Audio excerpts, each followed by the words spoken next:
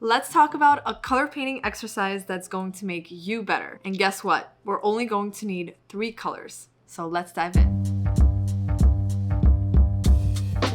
So before making large paintings, it's really easy to skip this step or find it redundant to do it. But I really think everyone should give this a try at least once, which is why I'd love to show you the importance of it and how it's helped me, and in hopes that it'll help you too.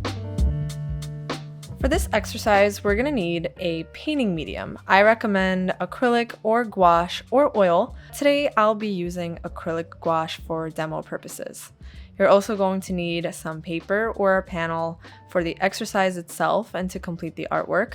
I'll just be using this toned sketchbook. We'll also need a pencil and some brushes. I suggest some flat ones for this one. We're also going to need some water for the paint and a mixing area. This can be some palette paper or a palette of your choice. I also like to throw in a little towel to dab off the extra water or paint. And with that, we are ready to begin. Next, we're going to make a small circle and divide it as so.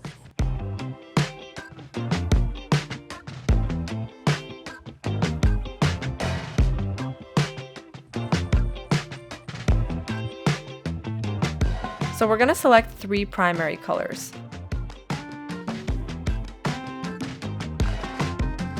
Any shade is acceptable. After practicing with primaries, essentially you can apply this exercise to any 3 colors you wish. Now before we begin, a quick lesson on the color wheel. So this is our color wheel and we've got all these beautiful color ranges. We're going to focus more on the primaries and the cool or warm primaries. Every color has a cool shade and a warm shade. These are our primary colors, and we're actually not going to be touching the secondary colors. We're going to be using the primary colors to mix the secondary colors, just so we can explore the ranges of color and potential that we can create with just 3 colors.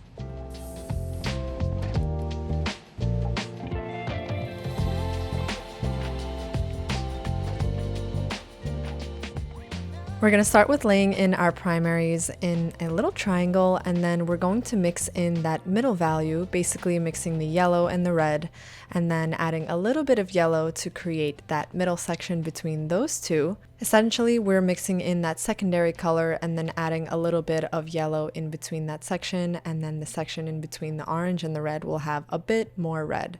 Then we're going to do the same for the red and blue, and then the same for the yellow and blue. This one's a little tricky to see on camera, but it was a beautiful deep purple. And a little tip while you're doing this is to make sure you're cleaning out your brush nice and well. You want to make sure you're picking up the most pure pigment and that you're just changing out your water, especially when it comes to the yellows and the blues. And this is also where your little rag comes in handy, where you can dab off extra water or paint. And just like that, our first outer ring is complete. We can already see the wide variety we can get with just those 3, but now let's add white to each and see even more variety and just the pigments and how they perform, adding some white. So now focusing on that inner ring, we're just going to add white to all of the mixtures that we have on the outer ring.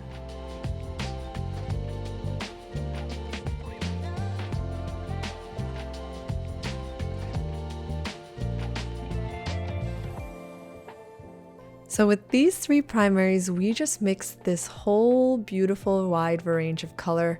And for this next inner ring, we're going to take the primaries, yellow, red, and blue, and mix the darkest neutral that we can. This mixture is essential because it's a great alternative to just using black out of the tube. This way you're mixing in that beautiful tone on its own. I place it on that inner ring, and then I add a little bit of white to get a little grayscale going in there, and then just one more little value of white, and I place that in the dead center little tiny circle. And now our color exercise is complete.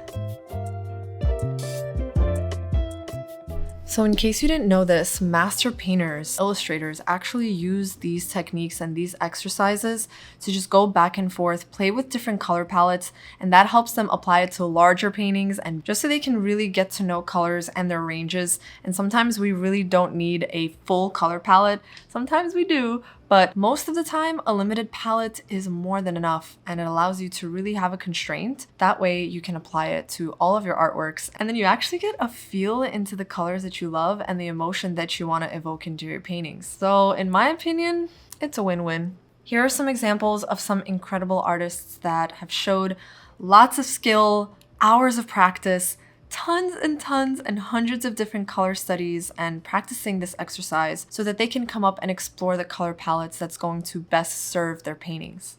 Sometimes the simplicity of a limited palette actually draws us in more because it's easily digestible for the eye, but also allows you to have some accent colors and then mix your own range of colors as well. Okay, look how beautiful this range of colors, especially when you start to add white. I really actually never used Prussian blue, so this was a fun experiment. The reds that I usually use are a bit more cooler, so I have to say this was a warmer color palette, and I absolutely love because this is a cooler blue, but this is a warmer red. So this was a very interesting experiment that I feel like I'm definitely hooked on. Okay, so now that we've seen some examples, let's talk about how we can take the exercise and what we've learned in mixing the actual colors and how we can apply it to a more complex scene and complex painting. To keep the composition and study on the same sketchbook page, I'm going to place this right below, and using the reference, I'll have space for a little thumbnail and painting. Here is the reference that I will be using. This is a photo that I took on a recent trip to California, and I'm super drawn to the scene. So my biggest tip is to pick something and paint something that you are very drawn to. If the subject doesn't grab you, pick another one. Let's go ahead and go right into the sketch. And while I start the thumbnail, a quick word from our sponsors, Squarespace. In terms of the composition, I'm just boxing out a little rectangle so that I stay in frame, and then a little one for the thumbnail. And it's a perfect little composition to actually show you guys Squarespace. This is the all-in-one platform for you to build your website, hold your shop, show your sketches or artwork online, you name it. Thanks to their award-winning templates, they allow you to fully customize your site and make it seamless and beautifully displayed. My favorite part, ever since I started my website a few years ago, is just how seamless and easy everything is, and the mobile-friendly features. And if you ever have any questions, they have 24/7 customer support. So give it a try by going to squarespace.com, and when you're ready to launch, go to squarespace.com/JessCarp for 10% off your first purchase of a website or domain. With the thumbnail, I'm just focusing on the major shapes so that I have the composition in my head. This is just for me, and just get the process rolling on what I want to focus on when I begin the painting. So then I move into the final larger sketch, and knowing this is going to be covered by paint, I'm just cleaning it up and just keeping it nice and light, but mostly focusing on the big shapes and just the energy that I want to convey with the lines. Leading lines and leading shapes. And now let's apply our color palette mixture to a painting. My favorite thing lately has been focusing on the way the subject makes me feel and deciding on the color based on that.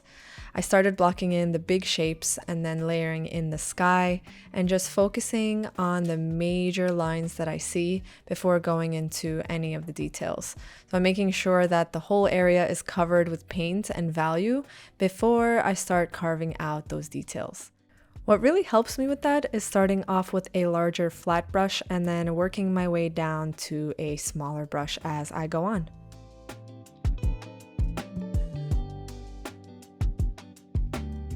Essentially, what I'm doing and practicing with my eye is breaking down all of the shapes that I see into simplified shapes and then translating that with adding color into the painting. As I go on, I'm also focusing on where the light is coming from, how I want to exaggerate that, and as an artist, make choices to punch it out just a bit more than what we see in the reference. Some of this comes intuitively, most of this comes with doing lots of repetition and hours of practice and experimenting with different color palettes, which is exactly why we're doing it now together, and in hopes that we're gonna learn, of course, right? So everything has an intent, a purpose. So take your time, explore some colors, and yeah, let's keep going.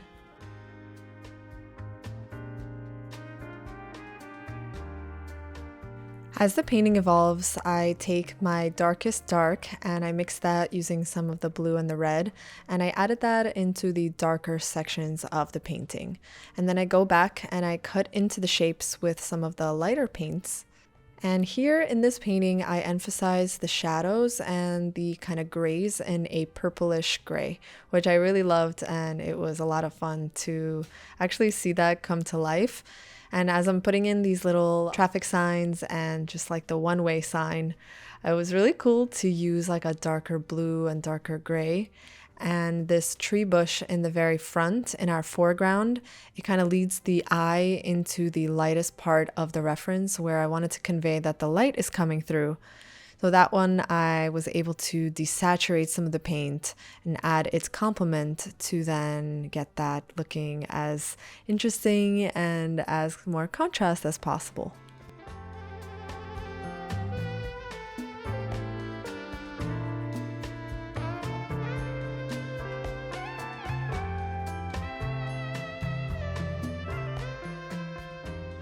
Now, although we have a reference here with some sharpness, I still wanted to keep this relatively painterly. So as we're closer, we can see some of the texture and the paint strokes and some of the detail. And then as we zoom out in the study, we can see all of it kind of come together in unison.